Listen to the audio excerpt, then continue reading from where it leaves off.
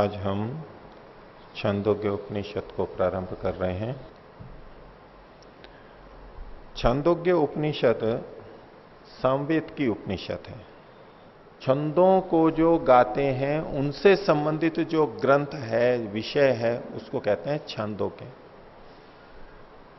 और अष्टाध्यायी में तो इसके लिए एक सूत्र भी अलग से लिखा, छंदो गौक्थिक याज्ञिक बहुवृचय घटाई यह प्रत्यय किया, उससे इसको छंदोग से छांदोग्य ये शब्द बनता है। छंदों को गाने वालों का जो है, उनसे जो आया है, उनसे संबंधित है, उसको छांदोग्य कहते हैं। और छंदों को गाने वाले कौन है? सामवेदी होते हैं। सामगान जो किया जाता है वो ऋग्वेद के मंत्र होते हैं, ऋचाएं होती हैं, उसको गाया जाता है अलग अलग तरीकों से। और वो हमारे को भी शुरू में भी पता लगेगा कि देखो ये उस चीज को कह रहे हैं। तो इस सामवेद से संबंधित है, जो छंदों को गाते हैं उनसे संबंधित ये एक उपनिषद है। तो छांदोग्य उपनिषद इसका नाम रखा गया। देखिए इसको प्रारंभ ही ये किससे कर रहे हैं? ओम इत्येतद अक्षरम उद्गीतम उपासीत। ओम शब्द से प्रारंभ किया उपनिषद का। ओम इति एतत् अक्षरम। ओम ये जो एक शब्द है, अक्षर यानी शब्द, एक पद है। ओम नाम का जो पद है ये, इसको उद्गीतम उपासीत, इसको उद्गीत के रूप में इसकी उपासना करे, इसको उद्गीत कहे।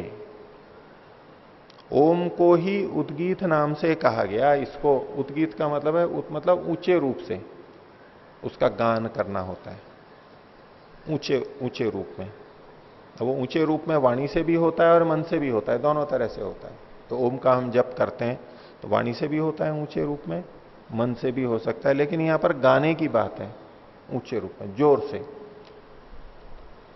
जब हमारे अंदर भाव होते हैं, जब बहुत वेग होता है भावों का, तो हम उस बात को बहुत तेजी से बोलने लगते हैं। इसी बात को, एक मन में भाव कम होता है तो हम धीरे बोलते हैं, लेकिन कई बार अंदर का वेग इतना होता है कि धीरे बोला ही नहीं जाता है, हम उसको तेज बोल देते हैं, ऊंचा बोलते हैं। वो एक स्वरूप है इसका। तो ओम इत्येतद अक्षरम उद्गीतम उपासीत। इसकी ओम इस अक्षर की ऊंचे स्वर से हम उद्गीत के रूप में इसकी उपासना करें। तो ओम इति ही उद्गायति, उद्गीत को ही एक दूसरे शब्द से खोल रहे हैं। ओम ये जो शब्द है इसको उद्गायति, उद्गायति ऊंचे स्वर से गाता है, ऊपर से बोलता है, ऊंचा ऊंचा करके बोलता है। तस्य उपव्याख्यानम, उसकी व्याख्या इस ग्रंथ के अंदर अब आगे की जाएगी। ओम को ही उद्गीत नाम से भी कहा जाता है। तो सामवेदी लोग प्राय ओम को उद्गीत शब्द से बोलते हैं, और ऋग्वेदी ओम को प्रणव शब्द से बोलते हैं। योग दर्शन में जो आता है तस्य वाचकः प्रणवः, उसका, उस परमात्मा का वाचक यानी बोलने वाला शब्द जो है उसको प्रणव नाम से कहा गया, तस्य वाचकः प्रणवः। तो योग दर्शन जो है वो ऋग्वेदी ये परंपरा का है, प्रणव शब्द का प्रयोग किया जाता है। तो प्राय करके, अपवाद है, इन बहुत जगह पे आप प्रणव भी देखेंगे, उद्गीत भी देखें, लेकिन प्राय करके ऋग्वेदी प्रणव शब्द का प्रयोग करते हैं और सामवेदी उद्गीत शब्द से बोलते हैं। अब प्रणव का भी मतलब प्रकर्ष रूप से उसकी स्तुति की जाती है, नुयते स्तुयते, प्रकर्ष रूप से जिसकी स्तुति की जाती है वो परमात्मा, उसको, और जिस शब्द के द्वारा प्रकर्ष रूप से, विशेष रूप से परमात्मा की स्तुति की जाती है उसको प्रणव कहते हैं। ओम, ओम शब्द ही है परमात्मा का वाचक। और सामवेदी जो ऊंचे स्वर से गाते हैं वो उद्गीत शब्द उन्होंने उसके लिए प्रयोग किया। अथर्ववेद में भी प्रणव शब्द का प्रयोग होता है। मुंडकोपनिषद के अंदर प्रणवो धनु शरोह्यात्मा, पीछे जिन्होंने देखा है, तो प्रणव क्या है? धनुष है। वह प्रणव शब्द मतलब ओम के लिए कहा गया, वो अथर्ववेदीय उपनिषद है। मुंडकोपनिषद अथर्ववेद की परंपरा का उपनिषद है, वहां भी प्रणव शब्द का प्रयोग किया। तो प्राय करके सामवेदी उद्गीत शब्द का प्रयोग करते हैं। तो ये जो ओम है इसको उद्गीत के रूप में उपासना करें। वो कैसे करेंगे उसकी व्याख्या अब आगे बताएंगे। कैसे उसको उद्गीत बनता, कैसे संबंध कैसे जुड़ता है उसका। तो ये जो उद्गीत है ये कितना महत्वपूर्ण है उसको समझाने के लिए आगे कुछ बातें बता रहे हैं। चलें आगे, देखिए देखते हैं। एशाम भूतानाम पृथ्वी रसः, इन भूतों का, अभी भूत कौन से हैं वो यहां तो अभी इस उपनिषद में नहीं बताया गया, लेकिन प्रसंग से पहले जो भी उन्होंने बताया, 5 भूत माने जाते हैं अपने यहां पर, आकाश, वायु, अग्नि, जल और पृथ्वी। तो इन भूतों का, या तो पृथ्वी से भिन्न हम ले लेंगे बाकी चारों का, इसका रस, रस कहते हैं सार। जैसे हम फलों का रस निकालते हैं, गन्ने का रस निकालते हैं इत्यादि, जो रस होता है सार, सार भाग, एक वो भी अर्थ होता है। एक रस होता है आधार, आधार को भी हम रस बोलते हैं, आश्रय, जो महत्वपूर्ण होता है। अब यहां रस का मतलब वैसा रस नहीं लेना है कि जैसे फलों का रस निचोड़ के निकालते हैं, इस तरह का रस नहीं, लेकिन फलों में से जो निकाला जाता है वो उसका महत्वपूर्ण भाग होता है।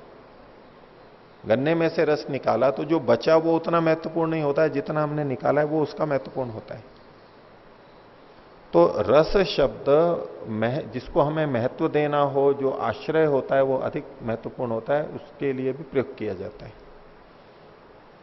तो यहां कहा एशाम भूतानाम पृथ्वी रस, पृथ्वी इन सब भूतों का रस है। अब अगर हम सीधे सीधे शब्द लेंगे तो भाई इनका रस कैसे है, इसको किसी रस निकालने वाली मशीन में डाला और उसका रस निकल करके ये आ गया, ऐसा नहीं, ये सार है, ऐसा नहीं। लेकिन अन्य भूतों के गुण इस पृथ्वी में आए हुए हैं। भूतों के निर्माण की प्रक्रिया में भूतों के गुण, वायु का स्पर्श गुण पृथ्वी में है, अग्नि का रूप गुण पृथ्वी के अंदर है, जल का स्पर्श गुण नहीं, जल का रस गुण पृथ्वी के अंतर्गत है, और अपना उसका गंध गुण है। तो अन्यों के गुण भी इसमें आए हुए हैं, और गुण विशेषता उसका चीज का रस होता है। तो पृथ्वी एक ऐसी चीज हो गई जैसे कि सबका सार रूप में यहां पर आ गया हो। 5 भूतों के भी रस माने जा सकते हैं, आकाश का भी। तो 4 या 5, तो पिछले 3 या 4 इसमें आ गए, और इसका अपना जो गंध गुण है, तो इसमें सबसे अधिक है, सबसे अधिक उस तरह से गुण हमें प्रतीत होते हैं। तो ये एक सार हो गया, आश्रय हो गया, यानी औरों की अपेक्षा इसका महत्व अधिक बताया जा रहा है। सार जो चीज होती है उसका महत्व अधिक होता है, जो छिलका थोथा बचता है वो महत्वपूर्ण नहीं होता है। सार मतलब महत्वपूर्ण भाग, श्रेष्ठ भाग, अच्छा भाग, आश्रय भाग। तो एशाम भूतानाम पृथ्वी रसा, एक बस समझने के लिए है कि इन सब में अधिक महत्वपूर्ण पृथ्वी है। दूसरे ढंग से देखें तो अग्नि आदि, जल आदि, इसका आश्रय कौन है, किसने धारण कर रखा है? जल को पृथ्वी ने धारण कर रखा है। वैसे अंतरिक्ष में भी रहता है जल, लेकिन मोटे तौर पे पृथ्वी ने ही तो धारण कर रखा है। इस पृथ्वी पर अग्नि भी बहुत है, अंदर भी अग्नि है इस पृथ्वी के, और ऊपर से भी पृथ्वी आती है, उस अग्नि आती है सूर्य से, उसको पृथ्वी धारण करती है, सोखती है, तप्त हो जाती है इत्यादि। तो अग्नि को भी है। वायु को भी किसने धारण कर रखा है?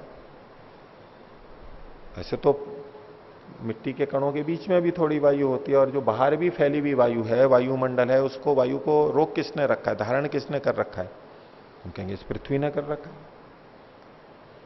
तो इन सब से ये पृथ्वी को एक महत्वपूर्ण चीज बता रहे हैं कि एशाम भूतानाम पृथ्वी रसा। एक बात, अब पृथ्वी का, इन सब भूतों का रस तो पृथ्वी हो गई, पृथ्वी का रस क्या है, विशेषता, उससे भी और विशेष क्या है? तो कहा पृथिव्या आपो रस हो। पृथ्वी का भी रस क्या है? बोले जल पृथ्वी का रस है। अब वैसे भूतों के में मुख्यतः पृथ्वी को बताया था, लेकिन पृथ्वी में भी अधिक महत्वपूर्ण क्या है? जल है। अगर पृथ्वी को यूं निचोड़े तो क्या निकलेगा उसमें से? पानी तो निकलेगा। रस, पानी, जितने रस होते हैं वो पानी के रूप में ही तो होते हैं। तो जल इस पृथ्वी पर ऐसा है जो कि पृथ्वी का जल ऐसा है जैसे पृथ्वी का रस हो, यानी पृथ्वी की अपेक्षा अब जल को महत्वपूर्ण बताया जा रहा है। जल नहीं हो तो ये पृथ्वी क्या करेगी? इस पे कुछ गतिविधि नहीं होगी, कुछ कार्य नहीं होंगे। इस दृष्टि से महत्वपूर्ण हो गया। तो क्या पृथ्वी आपो रसो। चलो, अब जल का रस क्या होगा? जल में से क्या रस निकालेंगे? यूं कुछ भी रस नहीं निकल सकता ना, जल तो रस है ही। जल में से क्या रस निकलेगा? लेकिन फिर भी कहा जा रहा है देखो जल का भी रस है। क्या है?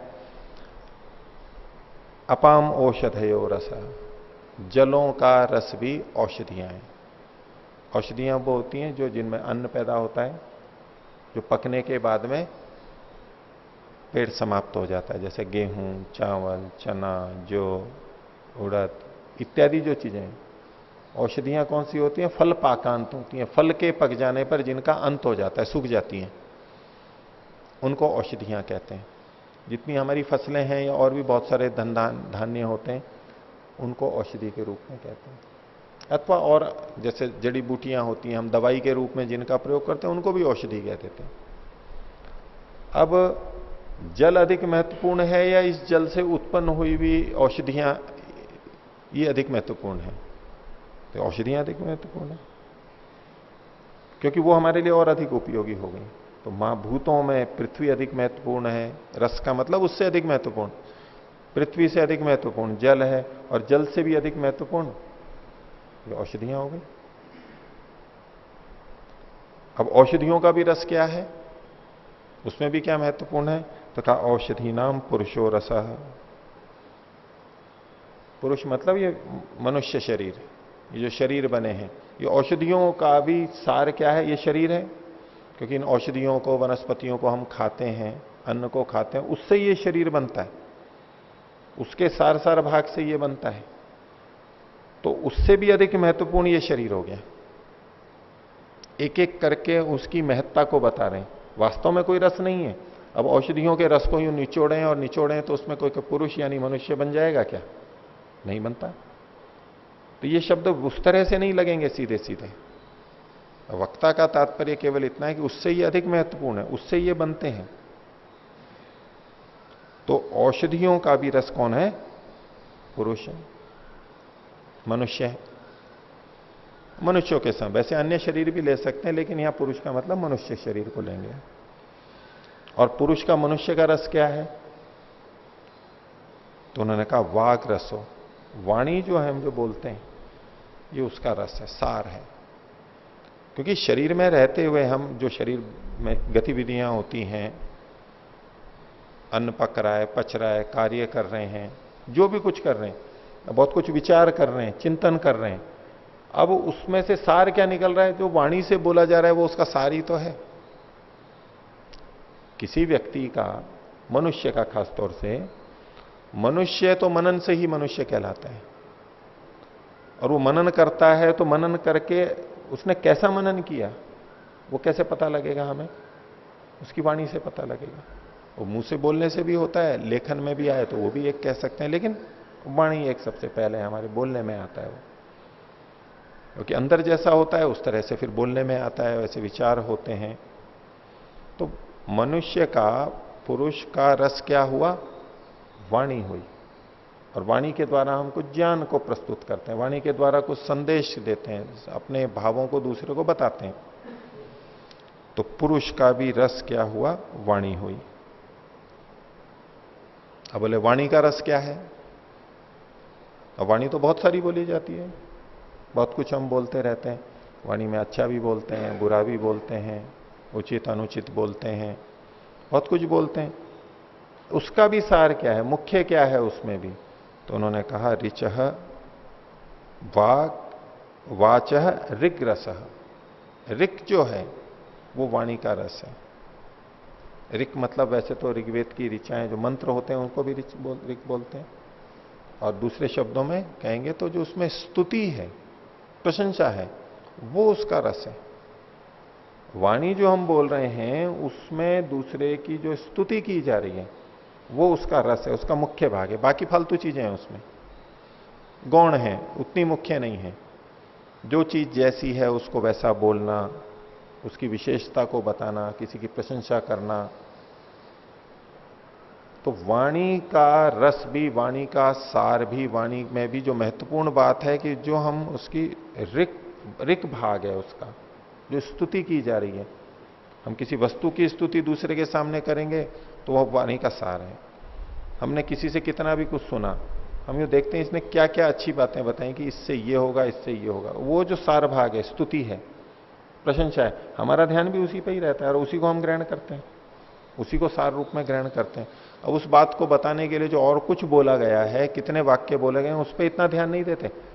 जो प्रशंसा की गई है उस बिंदु पे हम केंद्रित रहते हैं। तो वाणी का सार भी क्या है, वाणी का रस भी क्या है, तो कहा ऋक है, स्तुति। और उसका ऋच का, उसका भी रस क्या है, तो कहा ऋचः साम रसा। स्तुति हमने की, उसके साथ साथ साम जुड़ जाता है, ये उसका रस कहलाता है। अब साम वैसे तो हम गायन के रूप में कहते हैं, जब हम स्तुति करते हैं और उसमें भी जो गायन पूर्वक होती है, मधुरता से बोला जाता है, संगीत से बोला जाता है, वो उसका भी सार है, उसका भी रस है। स्तुति हम बेसुरे शब्दों में भी बोल सकते हैं, अटपटे शब्दों में बोल सकते हैं, गलत ढंग से कर तो स्तुति रहे हैं, लेकिन संगीत से युक्त नहीं है, लयबद्ध नहीं है, वैसे ही बोल रहे हैं, वो उतनी महत्वपूर्ण नहीं है। स्तुति में भी जो गा करके बोला जा रहा है, इसलिए तो कविताएं अधिक महत्वपूर्ण हो जाती हैं, अधिक हमारे को प्रभावित करती हैं, गायन पूर्वक होती हैं। तो वाणी का रस भी, वाणी का रस ऋक हुआ, यानी स्तुति, और स्तुति का भी रस उसमें जो साम भाग है। और साम शब्द दूसरे ढंग से भी होता है, जो हम शांति से बातचीत करते हैं। राजाओं के लिए 4 नीतियां बताई गई, साम, दान, दंड और भेद। तो साम का मतलब क्या होता है, बैठ करके समझना, समझाना, प्रेम पूर्वक वार्तालाप करना, ये साम भाग होता है। दान माने दे करके अपने वश में करता है, दंड मतलब तो युद्ध करके या ताड़ना करके, और भेद यानी फूट डाल करके। ये चारों नीतियां राजा को प्रयोग करनी होती हैं समान रूप से, ठीक उचित ढंग से। अनुचित भेद भी कभी उचित होता है, नहीं फूट डालो और राज करो की जो नीति थी अंग्रेजों की बोलते हैं, तो और भी कई लोग करते हैं, उसको हम निंदित रूप में कहते हैं, लेकिन कहीं कहीं ये भी करते हैं। राजाओं को करना होता है उचित रूप में, अगर धर्म के लिए स्थापना के लिए, तो वो भी उचित है, उसमें भी साम शब्द आता है। तो उसमें आनंद पूर्वक, प्रेम पूर्वक, प्रीति पूर्वक जो हम आपस में बातचीत करते हैं, समझाते हैं, इसको साम शब्द से कहा जाता है। तो स्तुति हम किसी की प्रशंसा कर रहे हैं, उसमें जब प्रेम वाला भाव जुड़ जाता है, स्नेह वाला भाव जुड़ जाता है, अपनापन जुड़ जाता है, ये उस स्तुति का भी सार हो गया, उसका भी, उससे भी महत्वपूर्ण हो। एक एक करके उसका सार बता रहे हैं और बोले जितने भी साम हैं, जितनी स्तुतियां ऋचाएं हैं, उनका हमने गायन किया, उनमें भी सार रूप में क्या है, तो कहा सामना उद्गीत हो रस। साम का भी उद्गीत जो है ये उसका रस है बस। और उद्गीत किसे कहा था, पहले कहा था ओम इत्येतत् अक्षरम उद्गीतम उपासीत। ओम ये जो शब्द है इसको उद्गीत नाम से कहो। और ये ओम कैसा है, अब देखो कहां से हमारे को खींच करके लाए, इसका सार ये, इसका सार ये, इसका सार ये। उन सारों को उसका वो सार होता है, ये होता है, वो बताना मुख्य नहीं है। या मुख्य क्या विशेष बात है कि ये जो ओम शब्द है, उद्गीत शब्द है, ये सबका सार है। आगे खुद भी बोलेंगे ये। तो भूतों का सार पृथ्वी, पृथ्वी का सार जल, आप, जल का सार औषधि, औषधि का सार पुरुष, पुरुष का सार वाणी, वाणी का सार ऋक, स्तुति, ऋक का सार साम, उसमें जो प्रेम भाव या आत्मीयता, श्रद्धा जो रहती है वो गायन, और उसका भी सार जो है उसको भी अगर लेंगे तो ओम के रूप में आएगा। तो ओम सबका सार। ओम एक स्तुतिवाचक है, यानी ऋक है, और उसमें उपासना जुड़ी हुई है, साम जुड़ा हुआ है। अब ओम शब्द हम बोलेंगे तो कैसे होगा, इसको पीछे जा करके देखेंगे। ओम को, उद्गीत को इन्होंने एक ही कहा है, यद्यपि उद्गीत का सार ओम कहा गया है, साम का सार उद्गीत कहा गया, और उद्गीत है ओम। तो जितने भी साम हैं, जितने भी हम साम वेद के मंत्र करें, जिनका गायन करते हैं, उन सबके सार के रूप में ओम है, अकेला एक ओम शब्द है। उधर वो बहुत सारे मंत्र हो सकते हैं, इसमें अकेला शब्द है। इसमें एक तो साम भाग है, और साम है तो उसमें ऋक भी है, वहां स्तुति भी है साथ में। ओम शब्द में स्तुति भी छुपी हुई है। और ओम को कौन बोलेगा? पुरुष ही तो बोलेगा, वाणी से ही तो बोलेंगे हम, वाणी का प्रयोग करना पड़ेगा। और वाणी कौन बोलेगा? पुरुष, मनुष्य बोलेगा। और मनुष्य जीवित कैसे रहेगा? औषधियों से रहेगा। औषधियां कैसे आएंगी? जल से आएंगी। जल कैसे होगा? पृथ्वी से होगा। ये सारी चीजें हमारे को लिए उपयोगी हैं। और किसी के लिए? ओम के लिए, उद्गीत के लिए। इन सबका सार, इन सबका प्रयोजन दूसरे ढंग से कहें तो ओम के रूप में है। तो सामना उद्गीतो रस। और ये जो रस है, ये कैसा रस है? अब देखिए, इनका प्रयोजन ही यही था बताने का। तो अगला अंश देखिए, तीसरा, स एष रसानाम रसतमः। ये जो है, ये जो उद्गीत है, यानी जो ओम है, रसानाम रसतम, जितने रस हैं उनमें सबसे श्रेष्ठ रस है रसतमः। रसों में भी सबसे श्रेष्ठ रस है, इससे बढ़कर के और कुछ नहीं है। रसतमः, उसी को दूसरे शब्दों में कहा परमः, परम है, सबसे अधिक है, उच्च। इससे बढ़कर के कोई और रस नहीं है, इससे अधिक कोई महत्वपूर्ण नहीं है, इससे अधिक आश्रय नहीं है, ये ओम है। और ओम तो एक शब्द है, उद्गीत तो एक शब्द है। उद्गीत से ओम का ग्रहण है, और ओम से वास्तव में किसका ग्रहण हो रहा है? परमात्मा का ग्रहण हो रहा है। तो जब हम ओम बोल रहे हैं, परमात्मा का वचन कर रहे हैं, तो ये परमात्मा को सार रूप में सबसे महत्वपूर्ण बताया जा रहा है। ऐसी छंदों के उपनिषद है, सामवेद की उपासना की बात है ये। तो स एष रसानाम रसतमः परमः। फिर आगे का परार्थ्यो। पूर्वार्ध और परार्ध शब्द हम बोलते हैं, किसी एक चीज के दो भाग होते हैं, आधा भाग, एक पूर्व अर्ध और एक उत्तरार्ध। जैसे दिन का है 12 बजे से पहले का भाग, पहले का आधा भाग है, और उसके आगे का, तो आगे वाला ऊंचा माना जाता है उस दृष्टि से। पहला आधा भाग और बाद का आधा भाग। उसी तरह से परार्ध है शब्द बिल्कुल अंतिम सीमा वाला, जिससे बढ़कर के कुछ होता नहीं, उसके लिए परार्ध है शब्द का प्रयोग करते हैं। तो ये जो रस है, उद्गीत है, ये परार्ध है, इससे बढ़कर के और कुछ नहीं है। बाद वाला आधा है, इससे बढ़ आगे कुछ है ही नहीं। ये चरम है, ये अंतिम है, ये अधिकतम है, ये अनंत है, ये असीम है। परार्थे से यहां ये तात्पर्य। तो स एष रसानाम रसतमः परमा परार्ध्यो अष्टमो उद्गीत। अष्टमा, ये 8वां है। 8वां कैसे? पिछले वाक्य में जो इन्होंने कहा था, उसमें देखिए 8वां भाग बनेगा। भूतों का रस पृथ्वी, ये एक पहला रस हुआ। पृथ्वी का आप, आप का औषधि, औषधि का पुरुष, पुरुष का वाणी, और वाणी का वाक, वाक का ऋक, ऋक का साम, और फिर साम का उद्गीत। 8वां हो गया, एक ज्यादा हो गया। उद्गीत जो है ये 8वां बनेगा उस क्रम से। उसी को इन्होंने कहा परार्ध्यो अष्टमो उद्गीत। परार्ध्य जो है ये 8वां है, 8वां रस है आगे जाकर के। इसके बाद ये, इसके बाद ये।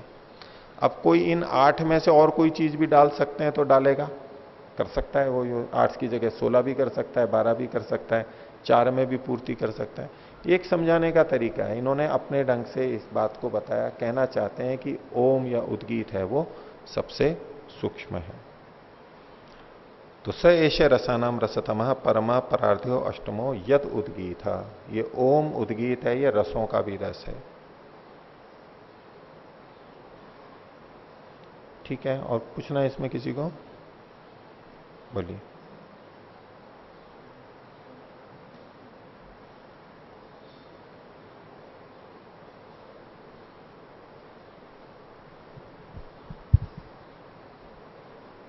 पहला प्रश्न ये बनता है कि पंचभूतों में जल तत्व था, उसका सार पृथ्वी बना, फिर पृथ्वी का सार जल कैसे बना, ये थोड़ा सा प्रश्न है जी। दूसरा प्रश्न ये है कि 8वां रस जो कहा है, तो जैसे 6 रस भोजन के हैं, सुपुत्र और सप्तमा रस है, 7वां रस है, ये 8वां साहित्य के 9 रस, क्या 6, 7, 8, 9 का क्रम बैठाने के लिए 8वां है? ऐसा कुछ तो लिखा नहीं है इसमें कि इसके मान लो मधुर आदि 6 रस होते हैं। कुछ ज्यादा भी कहते हैं, साहित्य के रस हैं, संगीत के हैं, ये सब भाव के रूप में होते हैं। ऐसा कोई क्रम वाली बात तो यहां नहीं, ऐसा मेरे को नहीं कुछ अभी प्रतीत हुआ। ऐसा हो सकता है कुछ उन्होंने किया, लेकिन ऐसा कुछ ही व्याख्याकार ने भी नहीं लिखा, मेरी जानकारी में नहीं आया। तो उस क्रम को 6, 7, 8 के किया हो ऐसा तो नहीं, लेकिन यहां बताना चाहते हैं कि ये बहुत उससे श्रेष्ठ उतना है। सर जो आपने लिखा है कि पूछा था पहला प्रश्न कि इन भूतों में पृथ्वी रस है। अब भूतों में तो वैसे 5 भूत भी आ जाते हैं, और पृथ्वी को भी कैसे ले लिया? तो इन चीजों को हम, इन्होंने कहा पृथ्वी का भी रस जल है, जब भूतों का रस पृथ्वी को मान लिया तो अब पृथ्वी का रस जल को क्यों माना? तो इसके 2-3 तरह से हम यूं अलग अलग उत्तर दे सकते हैं कि भाई ये मोटा कथन है, इसको ऐसे तो लेना नहीं है, जैसा मैंने पहले भी कहा कि बिल्कुल वैसा ही उसका रस हो, और जैसे रस शब्द का हम प्रयोग करते हैं। और हमें अगर जल को आगे कहा है हमें जल को नहीं लेना है, तो जल को छोड़ करके बाकी भूतों को हम ले लेंगे एक तरह से। दूसरा कि एक होता है सूक्ष्म भूत, भूतों में भी सूक्ष्म भूत, और एक होते हैं पंच भौतिक भूत, मिले जुले जो होते हैं। तो ये जो जल है ये हमें दिखाई दे रहा है, ये स्थूल है, और जो सूक्ष्म भूत हैं वो अलग हो गए। तो सूक्ष्म भूतों का सार, आधार निकल करके जो बना, अंतिम जो चीज बनी वो पृथ्वी के रूप में आ गई, इस रूप में वो सार हो गया। अब हम उन भूतों को छोड़ के, अब ये जो पृथ्वी दिखाई दे रही है, अब हमने इस पृथ्वी को ले लिया, केवल भूतों को छोड़ दिया। अब इस पृथ्वी पर भी ये मिट्टी अधिक महत्वपूर्ण है या जल अधिक महत्वपूर्ण है? क्या उत्तर देंगे?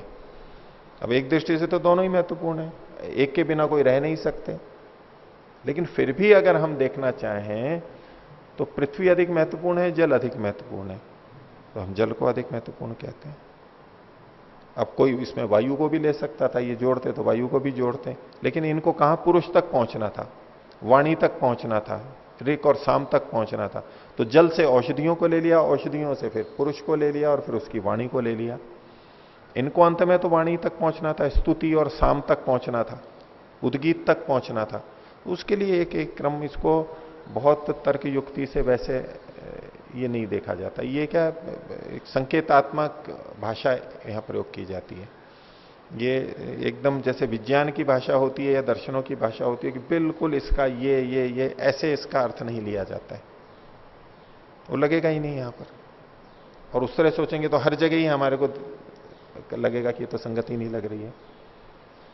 जैसे साहित्य के अंदर उपमाएं दी जाती हैं, अब वो उपमाओं में कोई पूरा पूरा घटाने लगे तो नहीं घटती है, एक अंश घटता है उसका। वही कहना क्या चाह रहा है, कहना क्या चाह रहा है, बस उस उतना उतना भाग ले लिया जाता है। तो इससे श्रेष्ठ ये, इससे श्रेष्ठ ये, और सामान्य रूप से हमें श्रेष्ठता दिख ही रही है, पृथ्वी से अधिक जल का है, तो इतना ही अर्थ लेंगे। ठीक है, कुछ अच्छा जी, ये जो उद्गीत और प्रणव शब्द हैं, थोड़ा दूर रखिए। ये उद्गीत और प्रणव शब्द जो हैं, ये ओम के पर्यायवाची हैं या कैसे, इनकी कुछ व्याख्या करेंगे? हाँ। अर्थ क्या है इनका? हाँ, ओम के पर्यायवाची तो नहीं कहेंगे इसको। ओम तो एक शब्द सीधा परमात्मा का वाचक हो गया। अब इस ओम शब्द को भी कहने वाला एक शब्द हो गया। ये ओम शब्द परमात्मा का वाचक हुआ, ये परमात्मा को कहने के लिए एक नाम रखा ओम, उसका अपना अर्थ है कि रक्षक है, और सारे गुण उसमें आ गए। अब इस ओम को कहने के लिए भी एक शब्द का प्रयोग किया, उसको एक नाम दे दिया प्रणव, जिसके द्वारा प्रकर्ष रूप से स्तुति की जाती है परमात्मा की। उस शब्द को प्रणव कहा। वो कौन है? वो ओम है। क्योंकि ओम शब्द के द्वारा परमात्मा की सबसे अधिक स्तुति की जाती है, उसमें सबसे अधिक गुण है, सारे गुण उसमें समा जाते हैं एक ही ओम शब्द में, इसलिए ओम शब्द को प्रणव नाम दे दिया गया। शब्द को पहले ओम शब्द से परमात्मा को बता रहे थे, अब परमात्मा को बताया ओम ने, और ओम को बताने के लिए एक शब्द उन्होंने प्रयोग कर दिया प्रणव। सीधे ओम भी बोल सकते थे, लेकिन प्रणव को ही कहने के, ओम को ही कहने के लिए प्रणव शब्द का प्रयोग किया। ये एक परंपरा रही, और जो इसको गाते थे ऊंचे ऊंचे स्वर में, वो इसी ओम को उद्गीत नाम से बोलते हैं। तो ओम का ही एक नाम उद्गीत है, ओम का ही एक नाम प्रणव है, ऐसा है। तो प्रणव और ओम को आप पर्यायवाची कह सकते हैं कि ये दोनों ओम को ही कह रहे हैं। लेकिन ओम और प्रणव को पर्यायवाची नहीं बोल सकते। ओम, इसमें दोनों में वाच्यवाचक संबंध है। मोटे तौर पे हम कहते हैं कि भाई ओम का भी वही मतलब है, उद्गीत का भी वही मतलब है, प्रणव का भी वही मतलब है, ऐसा नहीं। ओम बोल के परमात्मा की स्तुति करते हैं। अब ओम की जगह हम प्रणव प्रणव प्रणव ये बोलने लगेंगे तो नहीं स्तुति होगी। अंतर हो गया ना दोनों में। किसी को कहा कि भी प्रणव धनु है, तो अब वहां प्रणव का मतलब प्रणव शब्द का ग्रहण नहीं करेंगे और प्रणव शब्द का जप करने लगे कोई, ऐसा नहीं होगा।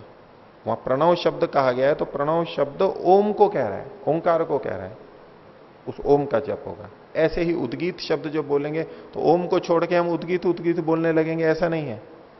ऐसा कहीं नहीं मिलेगा आपको। जहां ये कहा जाएगा उद्गीत का जप करें, उद्गीत को बोलें, इसका मतलब ओम को ही बोला जाता है। उद्गीत तो उसका नाम है, ठीक है।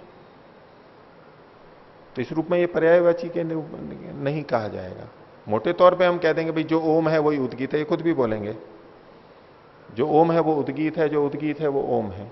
और जो यहां शुरू में कहा है ओम इत्येतद अक्षरम उद्गीतम उपासित है, ओम को उद्गीत समझो आप।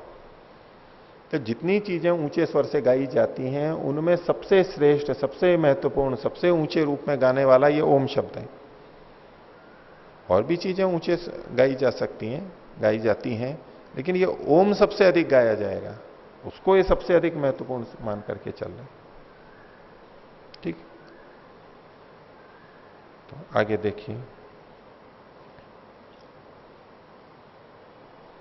अब ये जो यहां पर ऋक आया, साम शब्द आया और उद्गीत आया, पीछे वाला भाग ले लेंगे हम। ये जो 8 चीजें बताई थी इन्होंने पीछे दूसरे में, तो उसमें अंतिम वाले जो हैं कि ऋक, साम और उद्गीत। अब मूल उपासना यहीं चलेगी इन 3 के ऊपर। इससे पहले की जो चीजें हैं वो तो इन्होंने समझाने के लिए कही है, इसका सार ये, इसका सार ये। उपासना में जो 3 चीजें रहेंगी वो कौन सी? ये ऋक, साम और उद्गीत। तो बोले आपने ऋक शब्द तो बोल दिया, साम तो बोल दिया और उद्गीत बोल दिया, ये है क्या चीज? उसको समझाने के लिए बात को रख रहे हैं। तो इसमें पहले पूछा इन्होंने, चौथा देखें, कतमा कतमर्क, मतलब कतमा कतमा ऋक, कौन कौन सी ऋक है, ये कौन सी ऋक है?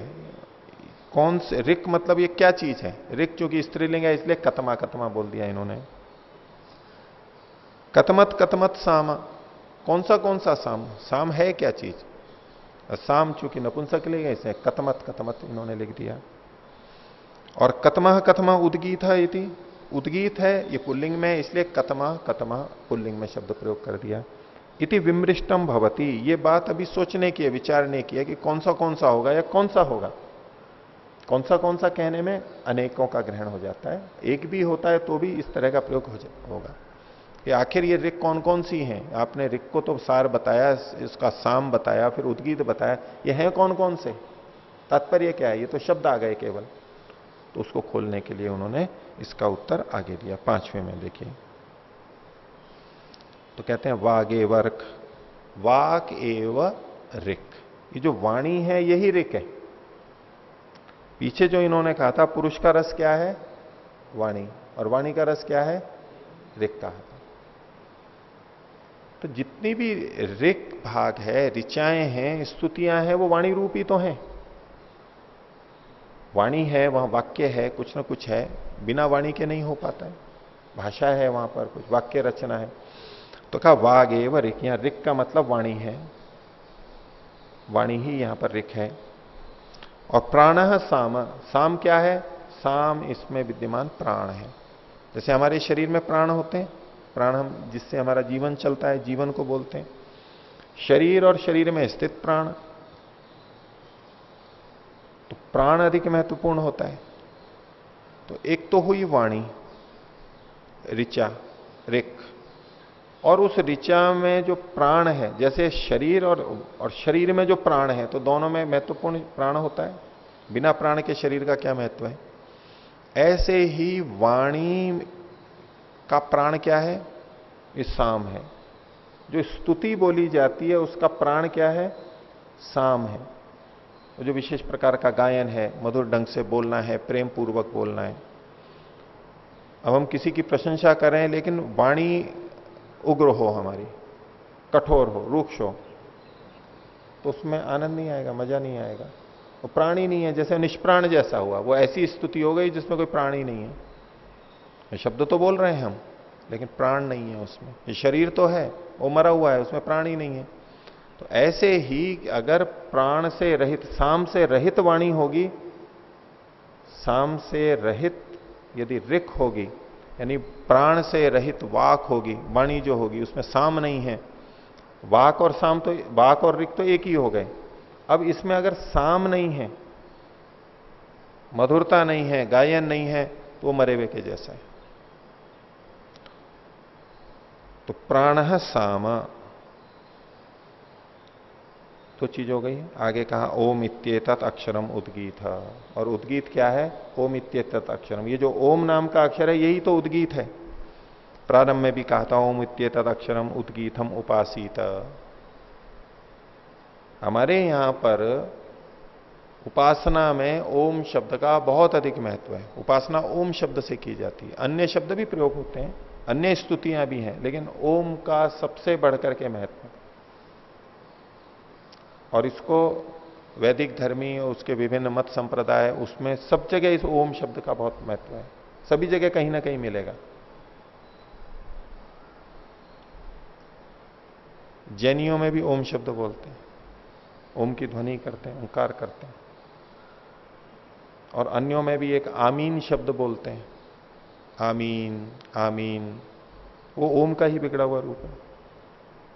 और भी ऐसे बोले जाते हैं। ये रूप बदल गए हैं, लेकिन ये वास्तव में ओम ही शब्द है। परंपराएं अलग अलग हो गई, चली वेद से ही हैं, शब्द बदल गए, भाषा बदल गई, बोलने का तरीका बदल गया। लेकिन ये वो शब्द भी वहां वो बहुत शांति से अंत में विशेष रूप में प्रयोग करते हैं, आमीन। जैसे हम अंत में बोलते हैं ओम ओम।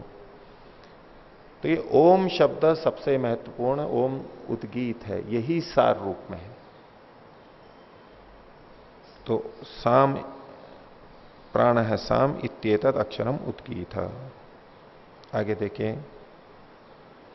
तद्वा एतत् मिथुनम यद वाक्च प्राणश्च ऋक्च सामच।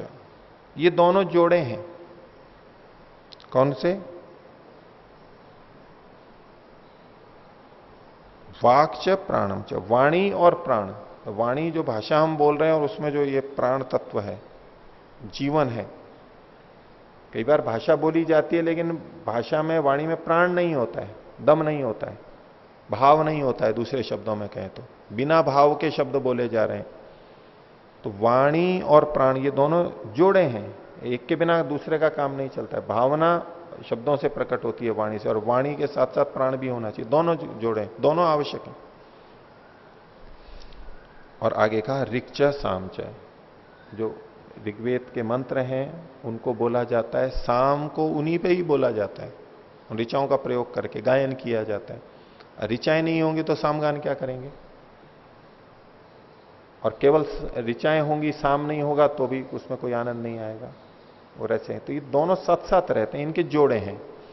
तो वाणी और प्राण और ऋचा और साम, ये उपासना का तत्व बताया जा रहा है कि जब हम उपासना काल में शब्द बोलते हैं, यानी ओम शब्द बोलते हैं, और बाकी सब भी मंत्रों पे और शब्दों पे सब जगह लागू होगा ये।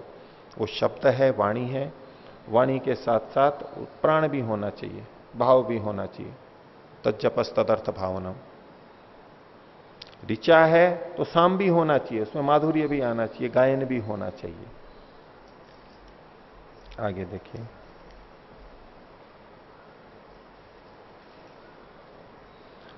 तो ये जो जोड़े हैं, दो जोड़े बता दिए इन्होंने, वाक और प्राण के और ऋक और साम के।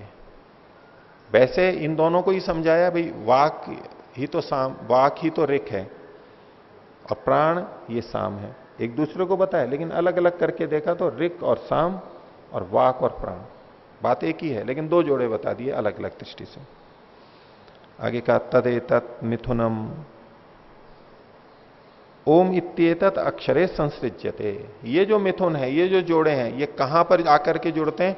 ओम शब्द में आकर के जुड़ते हैं। अब ओम में दो चीजें जुड़ रही हैं। एक तरफ हम ले लें वाक और प्राण। ओम वाक वाक, ओम प्राण है प्राण है, वहां भी दो चीजें जुड़ी हुई हैं। तो ओम शब्द में वाक और प्राण ये दोनों जुड़ेंगे इसी ओम शब्द में। ये उपासना के स्वरूप में है। जब ओम शब्द बोलेंगे, ये तो वाणी हो गई एक ओम। वाणी के रूप में क्या चीज बोली जाएगी? ओम बोला जाएगा। वाणी तो बहुत सारी बोली जा सकती है, अनेक शब्द बोले जा सकते हैं, लेकिन उसको वाणी को कहां जोड़ दिया इन्होंने? ओम के साथ में जोड़ दिया। ओम के रूप में वाणी रहेगी। और वाणी के साथ साथ जो प्राण आएगा, वो प्राण भी इसमें इसी में ओम में जुड़ा रहेगा। ओम में ही वाणी भी रहेगी, ओम में ही प्राण भी रहेगा, भावना भी रहेगी। ये दोनों एक साथ जुड़ेंगे। तो तदेतत् मिथुनम, ये जो जोड़े थे, ये इत्येतस्मिन् ओम इत्येतस्मिन् अक्षरे संसृज्यते, उसके साथ जुड़ जाते हैं। और उसके साथ जुड़ जाते हैं तो क्या होता है? तो कहा यदा वही मिथुनौ समागच्छत, जब ये दोनों जुड़ करके आते हैं। किससे जुड़ करके? ओम के साथ में जुड़ करके। ओम जो ये उद्गीत है, उद्गीत के साथ में ये जब दोनों ऋक और साम जुड़ जाते हैं, वाक और प्राण जुड़ जाते हैं, तो समागच्छता आपयतो वही तावन अन्योन्यस्य कामम। तो ये दोनों एक दूसरे की कामनाओं को पूर्ण करने वाले हो जाते हैं। वाणी और प्राण, वाक और प्राण, ऋक और साम, ये एक दूसरे की कामनाओं को पूर्ण करने वाले हो जाते हैं आपस में, यानी एक दूसरे के पूरक हो जाते हैं। अकेले अकेले रहेंगे तो पूरक नहीं होंगे। अकेली ऋक होगी, पूरक नहीं होगी। उसके साथ साम जुड़ेगा तो ऋक की कामना पूरी हो जाएगी। ऋक के साथ में, ऋक का कामना मतलब ऋचा का जो प्रयोजन था, वो कब पूरा होगा? जब साम साथ में जुड़ेगा। तो ऋचा की परिपूर्णता, उसकी कामना की पूर्ति होगी जब साम साथ में जुड़ जाएगा। और साम की पूर्ति कब होगी? जब उसके साथ में ऋचा जुड़ जाएगी। बिना शब्दों के वैसे ही कोई धुन में गुनगुनाता रहे मधुर रूप में, संगीत तो अच्छा है, लेकिन शब्द नहीं है साथ में, तो उतनी गंभीरता नहीं आएगी, केवल धुन धुन रहेगी। शब्द रहे और उसके साथ धुन जुड़ जाती है, तब सोने में सुहागा होता है। तो ये एक दूसरे की कामनाओं को पूरा करते हैं, यानी एक दूसरे के प्रयोजन को सिद्ध करते हैं। कामना क्या होती है? हमारा प्रयोजन जो होता है, जो हम चाहते हैं वो कामना है, वही हमारा प्रयोजन होता है। तो ऋचा की कामना क्या है? अब ऋचा अपने आप में तो कोई कामना नहीं करती, वो तो अक्षरों का समूह है। लेकिन ऋचा का प्रयोजन क्या है? ऋचा बनाई क्यों गई थी?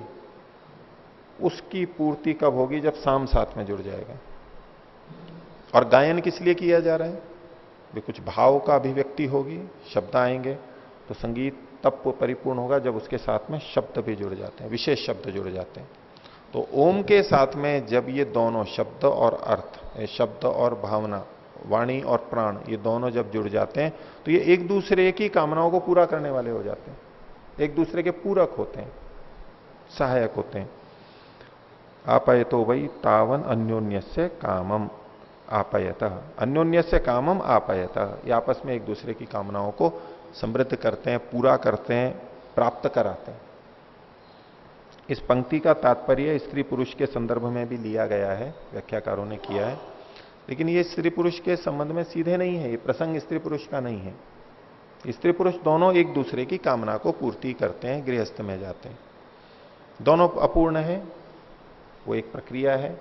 ये शब्द केवल देखेंगे तो कोई वहां संगति लगा सकता है, लेकिन हमारा प्रसंग किसका चल रहा है? वाक और प्राण का, ऋक और साम का। उसी प्रसंग को यहां पर लगाना चाहिए। तुलना में कोई उधर से ले सकता है उदाहरण समझाने के लिए, वो एक अलग बात है, लेकिन यहां प्रसंग इन्हीं दोनों का है। जो दो मिथुन पीछे बताए थे, उन्हीं का यहां पर प्रसंग लेना, ये उपासना का प्रसंग है। और जिसने इस बात को जान लिया, अभी तक जो इन्होंने बातें कही, उसके लिए कह रहे हैं आपयिता हवई कामानाम भवती य एतत् एवं विद्वान अक्षरम उद्गीतम उपासते। यह एतत् एवं विद्वान, जो इस प्रकार से जानने वाला। किस प्रकार से जानने वाला? जो बातें अभी बताई गई कि उद्गीत रसतम है, सारतम है, सबसे श्रेष्ठ है, परम है, और उसके साथ में ये दो चीजें जुड़ी हुई हैं, एक दूसरे की पूर्ति करते हैं। जिसने इस बात को समझ लिया, य एवं विद्वान, एतद एवं विद्वान अक्षरम उद्गीतम उपासते, और ये समझ के अब जो उद्गीत अक्षर की उपासना करता है, यानी ओम शब्द की उपासना करता है, ओम का जप करता है, साधना करता है, इस बात को समझ करके जो करता है, तो क्या आपैता हवई कामानाम भवती, उसकी जो कामनाएं हैं उनको वो प्राप्त करने वाला, पूरा करने वाला होता है। औरों की भी करता है, अपनी भी कर लेता है, प्राप्त कर लेता है, उपलब्ध हो जाती है उसको। तो उपासना का एक मूल तत्व यहां पर समझाया कि न तो केवल शब्द है उपासना, और न केवल गायन है, भावनाएं भी जुड़नी है, शब्द भी जुड़ना है, और शब्द के साथ साथ भावना जुड़नी है, और वो मिल करके ये सारा होता है। अब बहुत से लोग ओम शब्द का उच्चारण करते हैं, वो संख्या में ही केंद्रित हो जाते हैं, इतनी बार ओम का उच्चारण किया, इतनी बार गायत्री का उच्चारण किया इस शब्द का, तो शब्दों पे ही केंद्रित हो जाते हैं, और शब्द ही शब्द चलते रहते हैं। अब वो प्राप्त काम नहीं हो सकता, ये उपलब्धि उपासना की वो नहीं कर सकता, क्योंकि एक ऋक ऋक है, शब्द शब्द है, अर्थ है नहीं। और अर्थ के साथ भी जब ओम शब्द बोल रहे हैं, अर्थ भी आ गया, सर्वरक्षक इत्यादि जो हम सब जोड़ रहे हैं, लेकिन साथ में साम नहीं जुड़ा हुआ है, अंदर से भावना मधुरता नहीं जुड़ी हुई है, तो भी प्राप्ति नहीं होगी, वो रूखा रह जाएगा, अधूरा रह जाएगा, आधापन रहेगा। तो उद्गीत ओम और ओम की उपासना के ये एक तत्व यहां पर मूल रूप से दो बातें कही गई, ये दोनों अगर जुड़ जाती हैं तो उसकी कामनाएं पूर्ण होने लग जाती हैं, जो वो चाहता है वो उसको मिल जाता है। ये अध्यात्म की साधना का एक आधारभूत बात कहा। तो आपयिता हवई कामानाम भवती य एतदेवं विद्वान अक्षरम उद्गीतम उपासते। ओम की एक ढंग से व्याख्या हुई, एक और व्याख्या भी आगे करेंगे। इसमें कुछ पूछना है किन्हीं को? बोलिए। ओम आचार्य जी, ओम आचार्य जी, जो ओम के अंदर, जोर से बोलिए। ओम के अंदर जो अर्थ की भावना हम करते हैं, और जो एक साम बताया गया है, तो अर्थ की भावना और साम, इन दोनों में अंतर कैसे करेंगे? ऋक जो है वो स्तुति है, और स्तुति में हमने शब्द बोला और उसके गुणों का भी वर्णन चल रहा है, गुणों का भी वर्णन चल रहा है, उतने पे भी जा सकता है कोई। लेकिन आपने देखा होगा कुछ जैसे शास्त्रीय संगीत बोलते हैं, वो एक वाक्य ले लेंगे या एक शब्द ले लेंगे, उसी को अलग अलग ढंग से बोलते हैं, ऊंचाइयों में जाएंगे बहुत और बहुत नीचाइयों में जाएंगे, बार बार बोलेंगे, जो अलग अलग रागों में बोला जाता है, एक छोटा सा वाक्य, और उसको जब जो जिनको उसमें आनंद आता है वो समझते हैं, तो बोले वो ये लोग जब बोलते हैं, अच्छे अच्छे संगीतकार जो होते हैं, गायन करते, वो जब गाने लगते हैं और जिनको उसमें रस आ रहा होता है, वो लगता है जैसे हृदय में घुस गया, अंदर तक, दिमाग में अंदर तक, गहराई तक चला गया, ऐसा प्रतीत होता है। अगर उन्हीं शब्दों को वैसे बोला जाएगा तो वो उतनी गहराई में नहीं जाएगा। जो कीर्तन चलता है, बार बार बार बार हम जप करते हैं और संगीत के साथ में करते हैं, विभिन्न धुनों में करते हैं, तो वो बहुत अंदर तक चला जाता है, गहराई तक जाता है, उससे शीघ्रता से लाभ होता है हमारे। तो शब्द है, एक केवल शब्द को बोलते रहते हैं, अर्थ का कुछ चिंतन नहीं किया। लेकिन इस यहां जो ऋक है, स्तुति है, उसमें अर्थ तो जुड़ा हुआ ही है, अर्थ जुड़ा हुआ है कि शब्द बोला और उसका जो भी तात्पर्य है ओम का रक्षक का, वो जुड़ा है। लेकिन साथ में संगीत भी, साम जो है, साम शब्द ये गायन के संदर्भ में आता है, ऋचाओं पे जो गायन किया जाता है उसको फिर साम के नाम से कहा जाता है। तो इसमें गायन को हमें जोड़ना है, वो एक मधुरता आएगी, उसमें गहराई आएगी। और शास्त्रीय संगीत में आप देखिए, वो पहले तो धीरे धीरे शुरू करते हैं और फिर ऊपर बढ़ते चले जाते हैं, और बहुत बहुत ऊपर भी जाते हैं और तेज भी जाते हैं, फिर गति भी बढ़ाते हैं, भिन्न भिन्न तरीके से इधर उधर इधर उधर उन्हीं शब्दों को करते रहते हैं बार बार बार बार, और वो और गहरे गहरे गहरे गहरे अंदर तक चले जाते हैं। तो इसलिए साम का बहुत महत्व दिया गया। और वेदों की जो शाखाएं हैं उसमें साम की सबसे अधिक शाखाएं मानी जाती हैं, 1000 शाखाएं। वो शाखाएं मतलब ऐसे ग्रंथ नहीं है 1000, इतने प्रकार के गायन हैं, तरह तरह से गाते हैं, तरह तरह से गाते हैं। अब किसको जो भी हृदय स्पर्शी लग जाए वो उसको उस शाम को जोड़ सकता है अपने साथ में। सबको सब अच्छा नहीं लगता है, जिसको जो धुन अच्छी लग रही है, हृदय तक छू रही है, उस रूप में वो कर सकता है। तो बोल के भी किया जाता है और मन में भी किया जाता है। मन में शब्द भी है, अर्थ भी है, और उसके साथ में गायन भी चल रहा है। वो एक विस्तार को प्राप्त होता है, अंदर ही अंदर विस्तार को प्राप्त होता जाता है ऐसा। तो उसको थोड़ा सा अलग लेंगे। तो एक तो ये इन्होंने ओम का बताया, ओम मतलब उद्गीत। लेकिन ओम शब्द दूसरे अर्थ में भी प्रयोग किया जाता है। वो भी परमात्मा से जुड़ करके ही यहां पर ले रहे हैं, वो भी उपासना का ही एक भाग है, लेकिन लोक में अन्य ढंग से भी प्रयोग किया जाता है। तो तद्वा एतत् अनुज्ञाक्षरम, अथवा इस ओम शब्द को अनुज्ञा अक्षर के रूप में हम मानते हैं। अनुज्ञा कहते हैं वैसे स्वीकृति को, अनुज्ञा पत्र होता है, इसको हम स्वीकारना बोलते हैं। मैंने किसी ने कोई बात कही और हमने उसको स्वीकार दिया, हाँ ठीक है ऐसा, हाँ, तो इसको कहते हैं अनुज्ञा, स्वीकार कर लेना। आज्ञा, आज्ञा को जो या कोई कथन किया उसको स्वीकार कर लेना, वो अनुज्ञा कहलाता है। तो ओम शब्द जो ये है, ये अनुज्ञा अक्षर भी है। ओम को हम अनुज्ञा के लिए भी बोलते हैं, जिसको हम हिंदी में बोलते हैं हाँ, दूसरी भाषा में अंग्रेजी में बोलेंगे यस, तो ऐसे ओम बोलेंगे। किसने कहा कि आप आज रुकेंगे, भोजन लेंगे, तो क्या ओम, इतना बोलेंगे। ये भी हाँ अर्थ में ही आता है, संस्कृत में प्रयोग होता है। लेकिन जिनको इसका पता नहीं है उनको समझ में नहीं आता है कि ओम शब्द क्यों बोल दिया इन्होंने, क्योंकि वो ओम मतलब तो पर परमात्मा ही अर्थ लेते हैं, लेकिन ये अनुज्ञा अर्थ में संस्कृत में प्रयोग किया गया है। तो जब हम उपासना में भी ओम शब्द बोल रहे हैं, वहां स्तुति कर रहे हैं, वो ऋक और साम एक अलग भाग हो गया। उसके साथ साथ ये दूसरी बात भी है जो यहां पर बताना चाहते हैं। लोक में भी हाँ अर्थ में प्रयोग है, वो अपनी जगह पे है, उसके साथ साथ ये अध्यात्म में भी, उपासना में भी इसको जोड़ रहे हैं। तो कहा तद्वा एतत् अनुज्ञाक्षरम, ये ओम एक अनुज्ञा का अक्षर भी है, स्वीकारने के अर्थ में। हाँ, यदि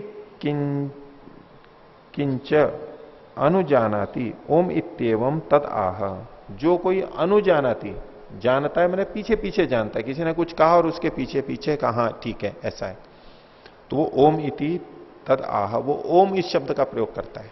संस्कृत में ऐसा प्रयोग होता है। तो एशो एव समृद्धिर यद अनुज्ञा, ये जो अनुज्ञा है ये समृद्धि का द्योतक है। ये अनुज्ञा है, स्वीकृति है, ये समृद्धि बढ़ेगा है कि हाँ ठीक है मैं स्वीकार करता हूं इसको, हाँ मैं स्वीकार करता हूं, ओम मैं स्वीकार करता हूं। अब इसको परमात्मा के संदर्भ में देखिए। परमात्मा ने बहुत सारे उपदेश आदेश हमारे को दिए, निर्देश दिए हैं शास्त्रों में, और हम कहते हैं ओम ओम ओम। अब ये स्वीकारने अर्थ में ओम बोला जा रहा है। ये परमात्मा ने ये कहा, ये निर्देश दिया, मां हृदय कस्य सिद्धनम ओम, कुर्वण्यवेह कर्माणि, दूसरे का धन मत लो, लालच मत करो, लोभ मत करो, कर्म करते हुए जियो। अक्षयिर मां दिव्य, जुओं से जुआ मत खेलो, पासों से मत खेलो, जुआ मत खेलो, ओम। ये अनुज्ञा है, ओम ओम ओम। हाँ मैं स्वीकार कर रहा हूं, स्वीकार कर रहा हूं, मुझे स्वीकार्य है ये, हाँ हाँ, इस अर्थ में अब ओम शब्द का प्रयोग हो रहा है, ये परमात्मा के संदर्भ। लौकिक दृष्टि से भी जब हम देखें कि कोई कुछ कार्य को हमारे को कहेगा हाँ ठीक है कर दूंगा, ये चीज देंगे, हाँ दे दूंगा। अब कोई चीज कोई तब देगा जो समृद्ध होगा, अपने पास है, कार्य करेगा तो उसमें उसकी वृद्धि होगी, परिचय बढ़ेगा, सहयोग मिलेगा, सहयोग सब तरह से आत्मीयता बढ़ेगी। तो जो स्वीकार करता है परस्पर व्यवहारों में, तो उससे हमारी उन्नति होती, समृद्धि होती चली जाती है। और हम दूसरे को अगर नकारते जाएं, जिनके साथ हम रहते हैं उनकी इच्छाओं का ध्यान नहीं रखें, उनको और कुछ नहीं रखें, परिवार में भी ऐसा ही है, समाज में भी कहीं है। जब हम स्वीकार नहीं करेंगे तो समृद्धि नहीं आएगी। और जब हम ओम आपस में अधिक बोलेंगे, वो कहेगा हाँ ठीक है, गलत चीजों के लिए नहीं, ठीक उचित चीजों के लिए। कहीं ना भी बोलना होता है, लेकिन सामान्यतः हम गलत बातें एक दूसरे के साथ नहीं करते हैं, ठीक ही करते हैं। तो उन ठीक चीजों को भी जो स्वीकार कर लेता है तो उसकी समृद्धि होती जाती है। वृद्धि का, समृद्धि का एक उपाय है। तो परमात्मा के संदर्भ में भी जो एशो एव समृद्धिर यद अनुज्ञा, ये अनुज्ञा समृद्धि ही है। अनुज्ञा समृद्धि का सूचक है। अनुज्ञा होने पे समृद्धि आ जाती है, इसलिए अनुज्ञा को समृद्धि ही कह दिया गया।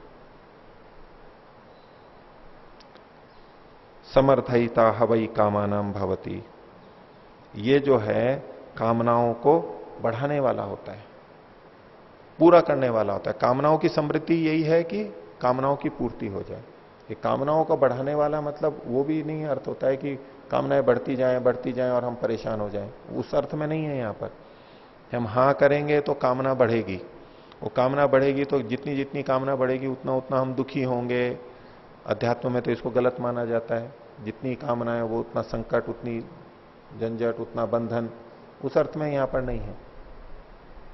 अच्छे अर्थों में जब लेंगे तो वो कामनाओं को का समर्थयिता होता है, कामनाओं को पूर्ण करने वाला होता है, जो ओम यानी ये स्वीकार करता है।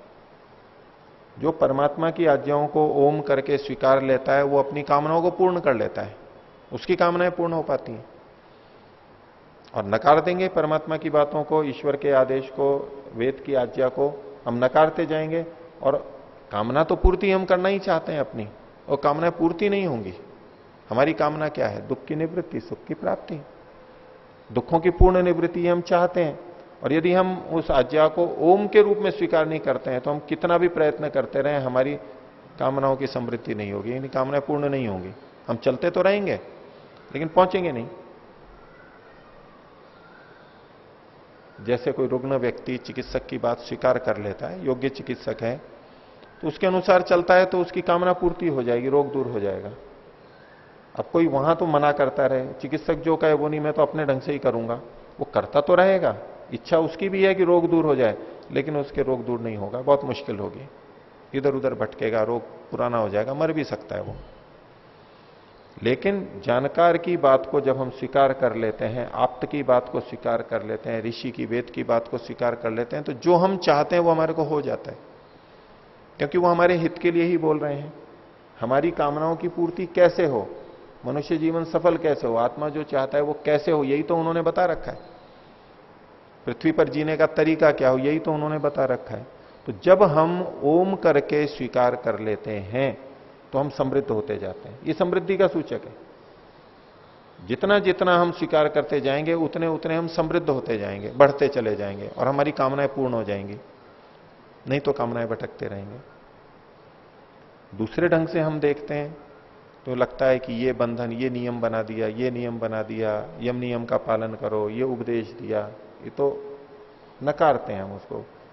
थोड़ा बहुत स्वीकारते हैं तो नकारते नकारते स्वीकार करते हैं, जबरदस्ती से कोई करना पड़ रहा है, ये है, ये स्वीकार नहीं हो रहा है हमारे को, तो उसमें समृद्धि नहीं आएगी, वो कामनाओं की पूर्ति नहीं होगी, हम परेशान भी होते रहेंगे, थोड़ा बहुत कुछ लाभ भी मिलेगा। जो बिल्कुल भी स्वीकार नहीं करते उनको कुछ भी नहीं होगा, अनिच्छा पूर्वक स्वीकार करते हैं कुछ लाभ होगा।